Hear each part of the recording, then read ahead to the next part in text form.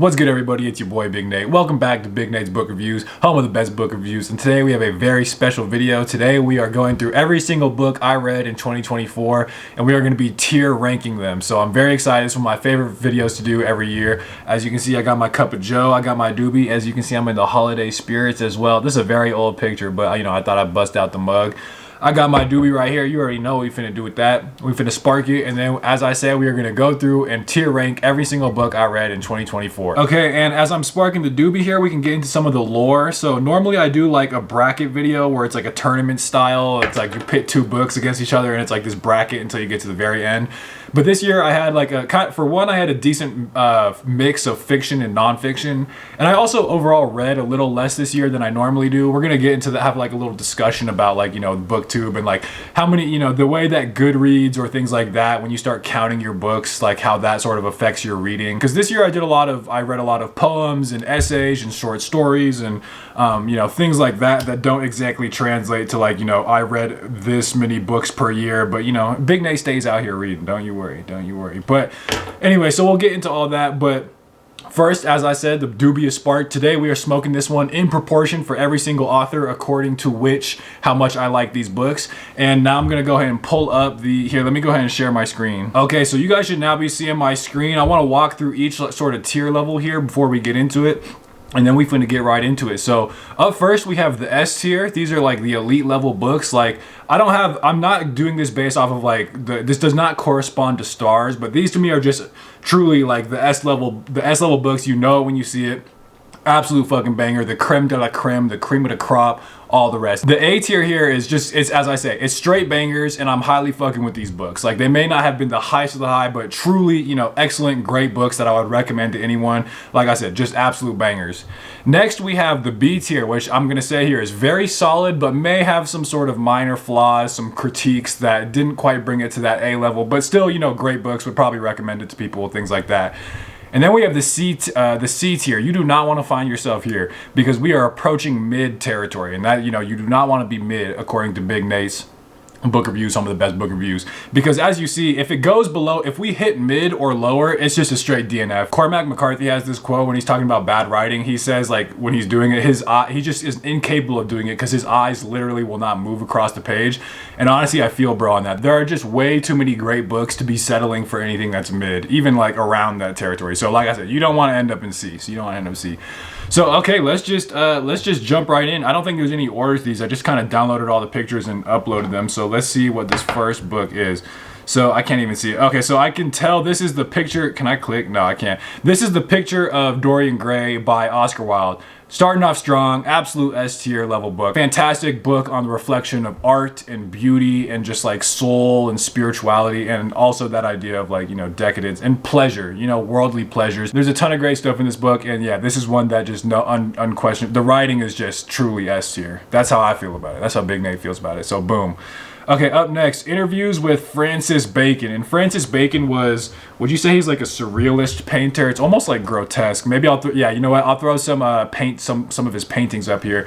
But really interesting figure just as an actual personality, just hearing about his process, his life, and essentially his philosophy of art through, I forget what bro's name is, Sylvester or something or other. But yeah, I thought these interviews were really good, interesting, a lot of insight, again, on like the notion of like pure art, like painting art, that kind of stuff. So I'm gonna say, this is interesting. I hate to throw it so low on a B, but how I'm describing it here, the thing is, just because it's like this sort of set of interviews, for one, interviews can kind of become sort of tangential because it's people just kind of like talking, essentially having a conversation. So it's not like the straight, concise bangers of if you like compiled your own essay or something. And just in general, it's like kind of a shorter book. So nothing wrong. Like if you see this, I recommend, and you're interested in any of that, I recommend highly picking it up and reading it. But for now, just relatively, I'm gonna throw it in B tier for now. Okay, Stephen Hawking's A Brief History of Time. I actually just finished this, I think on the last day of 2024. But yeah, that's gonna be an A tier book. Straight banger. I'm highly fucking with this book. It is. See, here's an interesting dynamic. I would put, if Cosmos were here by Carl Sagan, which I've talked about, you know, on the channel before. That's an S tier. And while I really highly fuck with Stephen Hawking's book here, and just both of them do that same thing where they break down complicated, what you would think of like boring concepts, like, you know, learning about atomic bonds and gravity and formulas and shit like that. But they actually put it into context and inspire in you like a wonder for the cosmos, also like through their writing. So Stephen Hawking does all that. But you know, I'm leaving it A tier because Cosmos would be S tier. No hate to Hawking, shout out to bro. Okay, this book Shape, I don't even know who it's by. I just picked this one up. This was a DNF and I got like 200 pages into it. It's like, it was cool. It's like a popular science book about essentially geometry and mathematics, but it ends up being all these other things. Like, I forget, it's talking about even in the title, it's like biology. What geometry has to do with biology, democracy, blah, blah, blah, blah, blah. The thing about this book is, while it's kind of interesting and does that same idea of like what I just mentioned, where you're taking these boring concepts you normally think of like in math and geometry, Pythagorean's theorem, but actually applying them in the real world, and that kind of, those examples really are fascinating. But honestly, I've just found the writing to be kind of bad. Like, he was kind of corny. It's very much like a contemporary book. Like, you're probably thinking, what does bananas have to do with geometric concepts? Like, okay, that was a bad example, but it just wasn't to the tune of me. But you know, if that interests you, check it out, because I did get 200 pages, and then I'm just like, you know, I don't know. Like I said, it just wasn't worth it. Life is too short. Frankenstein.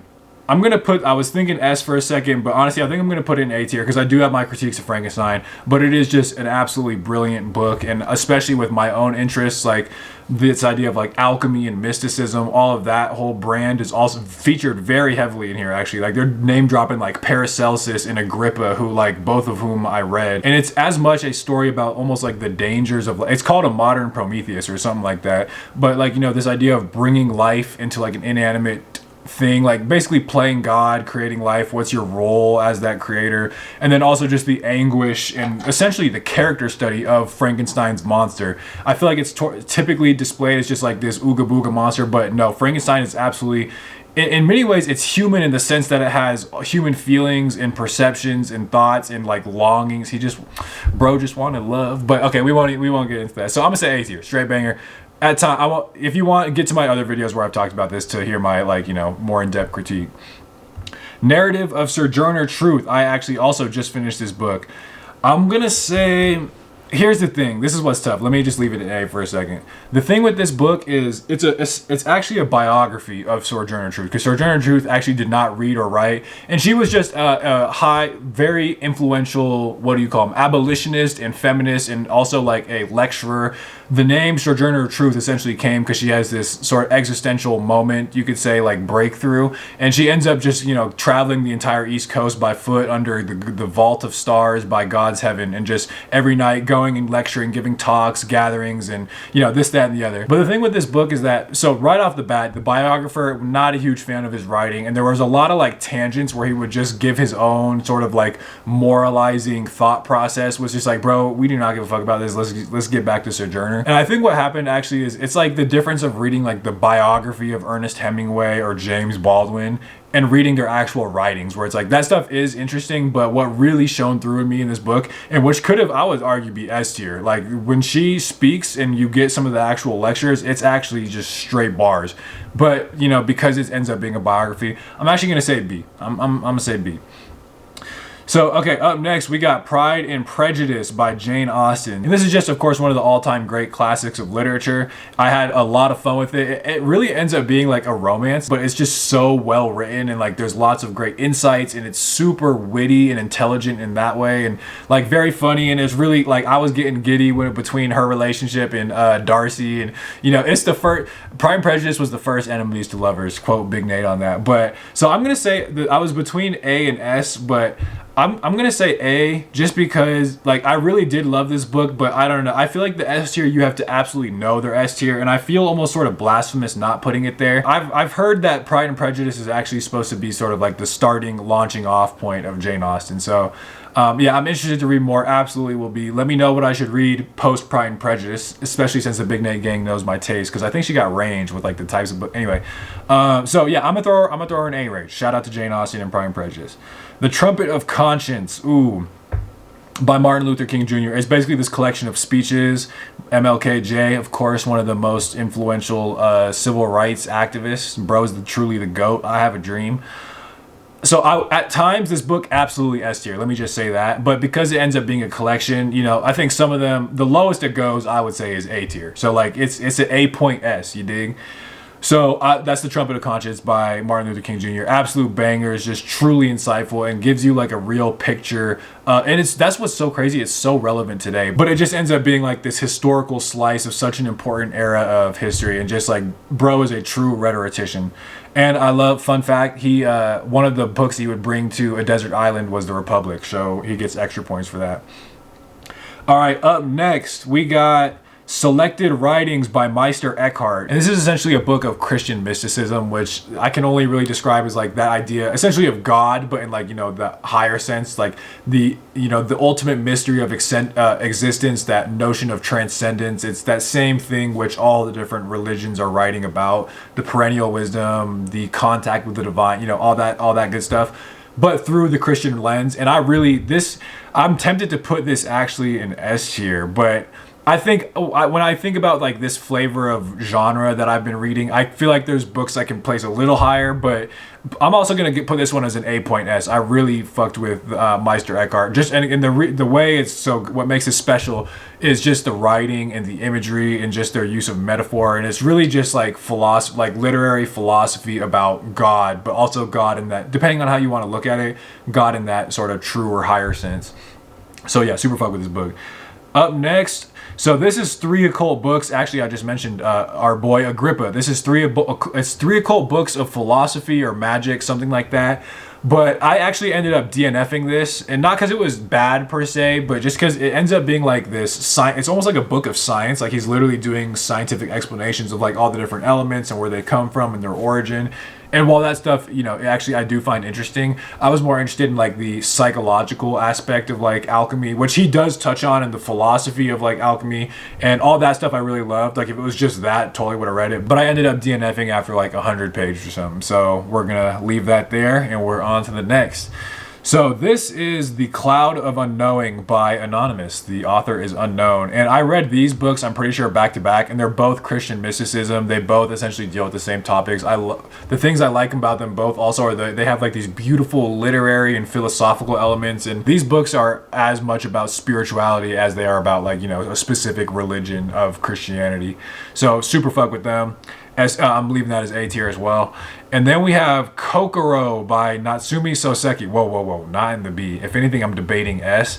But, you know, I'm trying to reserve the S for like the true absolute bangers. And I loved Kokoro, fantastic book. And this, I read that, and then I went down this like Soseki rabbit hole. There's 3 Soseki books on it this year, and I would have done more, but I was waiting to get Bochan and blah, blah, blah, to find it at a bookstore. There's something about his writing, and, you know, particularly so in Kokoro, which is his most popular book, that is just like absolutely like enchanting. I really don't know how to put it besides that, but it has almost, well, actually, okay, Kokoro has this like melancholiness to it, this loneliness, which really just like seeps through the pages, but like somehow elevates the writing that much more. And you have these 2 great characters. One is like this older dude who has like this past that we gradually learn more about, and then one is like this super young dude who just, again, it finds himself sort of drawn, enchanted to this old dude. There was just something about the writing that really drew itself to me. And so yeah, and that's what, like I said, that's what got me down this hole. I read 3 Soseki books back to back, and one of them, for instance, I Am a Cat right here, is not small. It's like 400 plus pages, and this gives me heavy Don Quixote vibes. And the difference between these 2 books, bro has range, and as well as for the 3rd book, which we'll talk about. But I Am a Cat is essentially like a comedy. That's why I mentioned like Don Quixote. It's this, you essentially get the perspective of this cat living in like this Japanese household, and there's like this essentially oaf of an owner who is just like this big doofus, but he, like, you know, he's got, you know, there's layers to that. And we meet all these other different characters, and it's essentially like these misadventures of this, but told through the perspective of a cat. And I can only describe it as like, how about this? I'll say the Japanese cat version of Don Quixote, and I mean that in the best way. And the only reason, I can't even tell you why I'm not putting it in S tier. I just feel like, I don't know, A just feels appropriate. But bro is just, he's, first off, he's consistent because boom, the next book we're going to talk about, The Three Corner World. This is almost like his philosophy of art. It actually gave me heavy Dorian Gray vibes. But it's also told through a story, but it's told through this, basically this traveling artist. He's a painter, or I think something like that. But it's basically him like having these beautiful musings in nature. There's also like this, he stops at an inn and there's like sort of like this mystery woman character who's really interesting. And then on top of that, you just have his reflections, which can go on for pages, but which are just absolutely fire, just on the nature of art. And I'm just gonna go ahead and give Soseki the Big Nate MVP of the Year award, because all three of these books I thought were just so fantastic, and they're all like truly have such a range. So shout out, he's gonna get the Big Nate MVP of the Year award. So shout out to Soseki. Okay, up next we got Cicero, who, yes, I hate that I'm doing this, but I'm putting him yet again also in the A category because this is also just a straight banger. And the thing that wouldn't put this at S level is it's almost just like these sort of random speeches. Like, it's just a selected write, you know, it's not like his masterwork, but the way that he writes and is able to like speak and think about these things. And bro, actually sometimes he goes off, like him and somebody else have like this political beef, and he writes about other things, very stoic things too, like this idea of like old age and death. So very interesting text, but yeah, but the reason I guess I'll not put it in S, because it's S tier writing, is just, you know, some of these topics are just kind of like random, which I'm not mad about. But anyway, up next we have The Interpretation of Dreams, which the thing with this book is that at times it is literally brilliant, genius, like absolutely no question S tier. That's my opinion. But at other times, and you could even say more of the times, it's on some mid to just actually just straight terrible shit. And like his insights, he really did set the foundation for this whole like field of psychoanalysis, and he was one of the main people who really fleshed out this concept that dreams have actual psychological meaning. It's just not biological noise. It's not nonsense. Like if you actually take time, and that's what this whole book is about, but if you actually take time to record your dreams and look at them symbolically with respect to your life, like they are truly what people like Jung say are communications from the unconscious. So when he writes about all that stuff, I think it's great, but there is so much of this book that I just find to be just straight bad. Like there was a long period where I was like on the teeter between D and F, because it was actually just like, it was just frustrating, because there's a part of this book towards the end, it's got to be like over 100 pages, where it's just like sequences of dreams, and he's interpreting everything to be like phallic or vaginal or like mom complex in way, because sometimes when he gives his dream analysis, it's just like, oh, that is actually so on point. You can it just absolutely, everything just clicks into place, and you see how they connect. But some of them, it's like, dude, you're just completely stretching this, and this is why people make fun of you and think you're weird, because you consider everything to be reduced essentially to sex or some variation thereof, and like the relationship with the mom and everything. So he pigeonholed himself in that way, and at times, again, it's like really bad, because he also just gets super technical and jargony at times, like for absolutely no reason. So I don't know. I mean, when I'm reading this, I'm going to say very solid but minor flaws, because it's just impossible to ignore how bad this book is at times. So we're going to throw that in B. But again, the insights are S tier level. Okay, Lincoln in the Bardo. Ooh, where is this one going to go? This very popular book, won the Man Booker Prize. You might be surprised to find I'm putting it in the DNF category. And that's what's crazy too. I got like, I'm pretty sure at least somewhere around 200 pages into this book. And like the thing I'll say, the beginning of this book, because also, okay, so the premise is that it's kind of weird actually. It's like Abraham Lincoln had a son, but the son died really young, and this is almost like a historical fiction retelling of that. And the beginning part where all that happens, I think, is just really great. This book literally brought me to tears. I was sitting with my girl and I was just like sniffling, just seeing the grief of Lincoln, and just like, because the whole thing is, and this is apparently historically true, Lincoln would go and like remove the crypt and like take his dead corpse child, and like just hold it and rock it and stuff.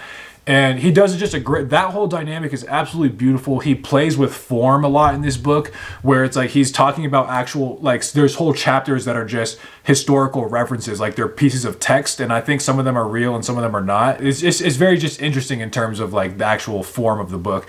And he does a lot of interesting stuff too with like the Bardo, which I'm not going to get too into it, but I really like the beginning of this book, had very strong, but at some point, once it becomes, because at some point they go, this Lincoln's son spirit in the Bardo, and there's all these other souls, which is like this, basically this purgatory. So there's all these other souls and this, that, and the other, blah, blah, blah.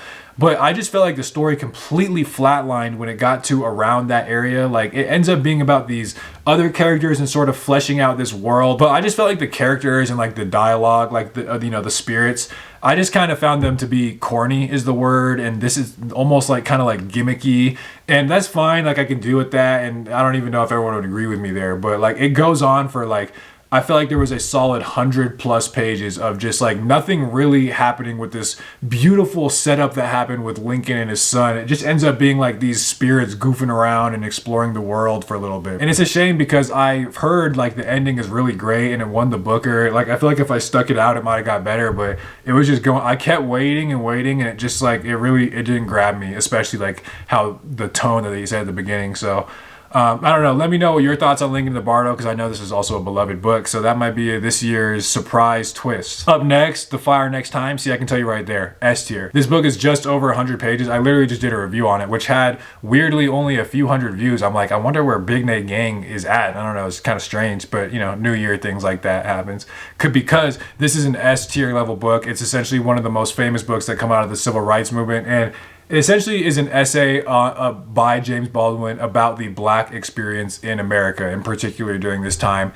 And you know, that's not covering even a fraction of what this book is actually about. And that's one of the things that's so great about this book actually, is it's able to achieve a breadth. Like, he talks about so many different things, and he talks about them so insightfully that like even just in 100 or so pages, because bro is just spitting bars, it achieves a depth and, like I said, so many different things. That's why it's one of the greatest books to come from the civil rights movement. That's how I understand it, at least. Correct me in the comments if I'm wrong. Okay, up next, Unbearable Lightness of Being. I'll tell you right now, I thought I came close to DNFing this at time. Here's the thing with this book too. Its highs are really high. Like, I think there's a lot of this book is just genuinely really great. But I found the story and the characters themselves to be just very unbelievable and not well done. And at times I think his philosophy is just gobbledygook. Like, he's just throwing these big sounding words. I'm going to do a book review and I'll get more into that. But like, don't get me wrong, this book, for one, it's beloved, very popular book, and people will swear by this, say it's their favorite book. And I get that, because the parts that are good are genuinely insightful and interesting. But I just felt like a lot of this book was just kind of not good, to be honest. So up next, okay, so it's Songs of a Dead Dreamer and Grimscribe. So I guess that could be a 2-for-1 right there, by Thomas Ligotti. And these are horror short stories, and I would describe them more even specifically as like cosmic horror. And like this grotesque, surreal, dreamlike, divine madness kind of stuff. I like the ideas of this book more than I did the actual writing.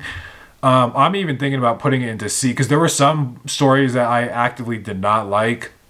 But I wouldn't say C, because I feel like there were some really powerful stories and really interesting ideas.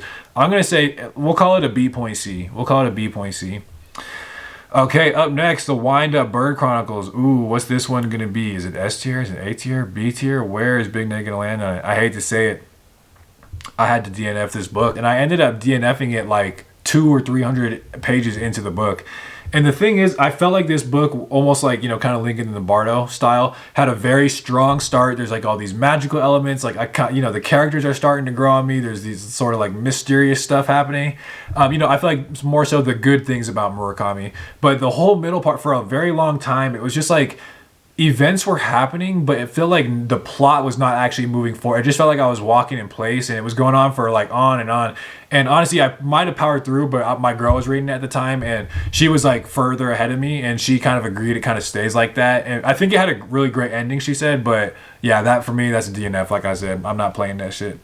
But let me know if I missed out on the Wind-Up Bird Chronicle, or if I'm missing something. And that's the thing. Some people can just have different tastes. And this was gifted to me by a reader too. So thank you. I appreciate that. Shout out to you. Okay, up next, and last but not least, we have Memories, Dreams, Reflections. S tier. Jung is truly the GOAT. He, I think, takes all the basis of what Freud had, his insights, and just actually like does it well.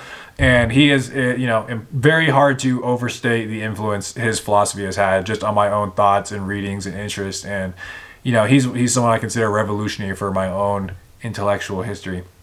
And so that one's an S tier. And that's essentially his autobiography, but also just like this synthesis of his ideas, you know, all that good stuff. But at long last, we now have the completed 2024 Big Nate tier ranking list. So let me know what you guys think. I know some of y'all got to disagree with some of these. Have you heard of these books? Did you fuck with them? Where would you put their ranking? And as always, what should Big Nate read next? And also, get to my second channel, the Big Nate Review. Big Nate Gang apparently went silent because it's been real dry over there, but I feel like I've been dropping fire. So check out that channel. You know, follow me on Instagram, Big Nate's Book Reviews. Follow me on Goodreads. You already know the drill. So thank you once again for joining me in this year wrap up. I look forward to next year and another year of booktubing. So shout out to the Big Nate Gang, and thank you for watching Big Nate's Book Reviews, home of the best book reviews.